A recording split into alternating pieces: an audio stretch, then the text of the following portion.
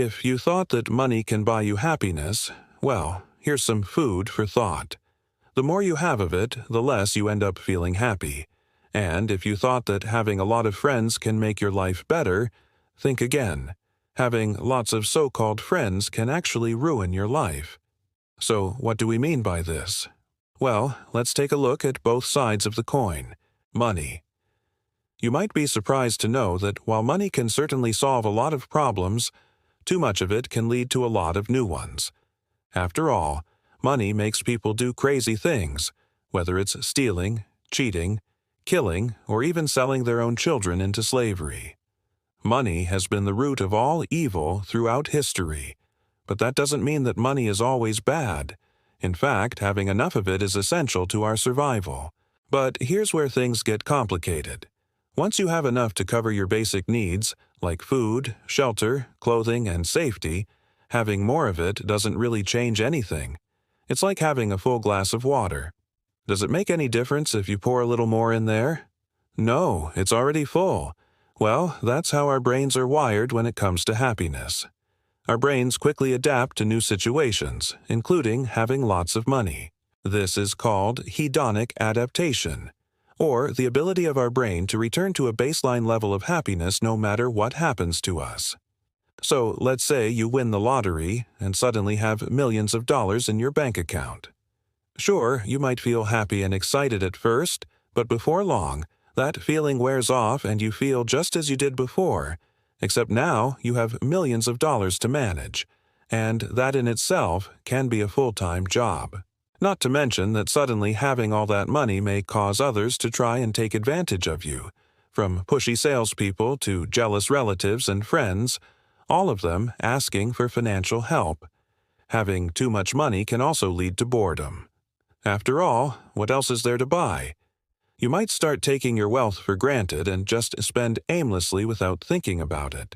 In other words, money can't buy you lasting happiness, which means greed is a bottomless pit. Friends. Now, let's talk about friends. We all need someone to talk to when we're feeling down, and having friends can be incredibly comforting. Studies show that having a strong support system of friends and family can improve both our physical and mental health. We feel less lonely, have fewer problems, and live longer. It's not surprising that humans have such a strong need for friendship. After all, we're social creatures who evolved in groups, and being accepted by a group meant safety. Back then, being ostracized from your group meant you'd be left out in the cold, literally. It would be harder to find food, stay warm, or protect yourself from danger. So it's no wonder why being accepted by others is so important to us. But here's the problem. While having a few close friends is good for us, having too many so-called friends can actually end up hurting us. For starters, having lots of friends requires a lot of energy. Just think about how much time you spend catching up with your friends, going to parties, lunches, dinners, etc. That's a lot of time and energy spent on maintaining friendships, and that doesn't even include the emotional energy needed to deal with other people.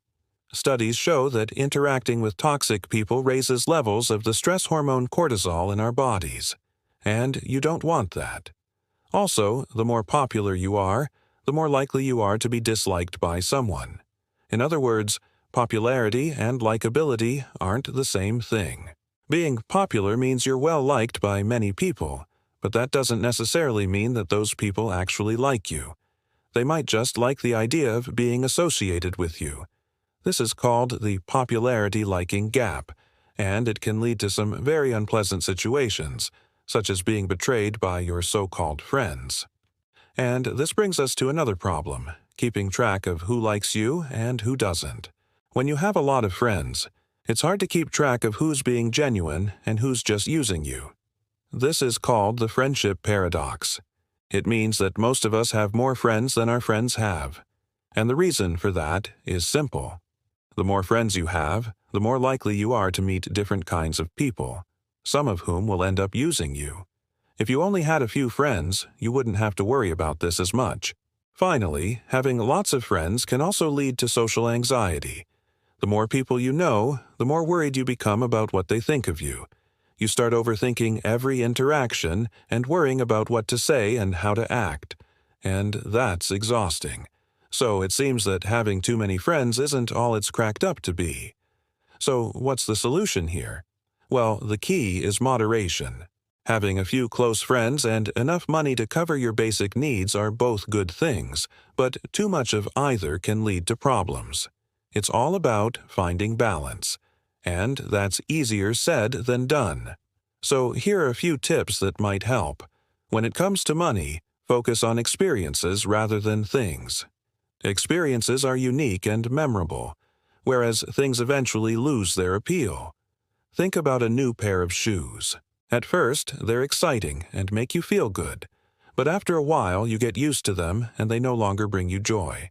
But an experience, like going on vacation, is something you can remember for the rest of your life. Next, cultivate gratitude. When you focus on what you have rather than what you don't have, you're more likely to be happy. And finally, practice generosity. Giving back to others is one of the best ways to increase your happiness levels. So next time you have the chance to help someone out, don't hesitate. And when it comes to friends, choose quality over quantity. A few close friends are better than a lot of fake friends. Also, be choosy about who you spend your time with. If someone makes you feel bad about yourself, then they're not worth your time. And finally, be honest and open with your friends. If you're feeling overwhelmed, tell them. True friends will understand and help you out. There's an old saying that goes, "A bird that tries to fly by flapping its wings against the wind never gets far." Greed is a bottomless pit. It's a constant desire for more and more, even though we already have enough. But when it comes to friends, we shouldn't hold on too tightly. Let them fly. If you try to keep them near you all the time, they'll eventually fly away. The trick is to let them go and trust that they'll come back. But how do you know when they won't come back? How do you know when to cut your losses? Well, that's for another video.